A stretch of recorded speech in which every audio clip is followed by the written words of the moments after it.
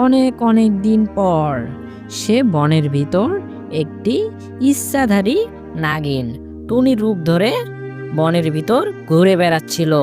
সে হঠাৎ সামনে দেখতে পেল অনেক সুন্দর একটি আম গাছ। এরপর সে মাটিতে দেখতে পেল অনেক সুন্দর একটি আম মাটিতে পড়ে আছে। এরপর সে আমটির কাছে যায়। আমটির কাছে যেতেই আমটি একটি ভয়ঙ্কর ডাইনিতে পরিণত হয়। রক্ত খাবো, রক্ত খাবো, আজও রক্ত খাবো। আজ তোর ঘাড় মটকাবো। তুই আজ কোথাও পালাতে পারবি না। তুই তাইলে এই বনের সেই দুষ্টু ডাইনিটি? তুই আমার ঘাড় মটকাবি, তুই আমার রক্ত খাবি? তুই ভালো চাস এ বন ছেড়ে চলে যা, না হলে তোকে আজ আমি মেরে ফেলবো। আমি চলে যাব, আমি তোর ঘাড় মটকাবো, এরপর রক্ত খাবো, এরপর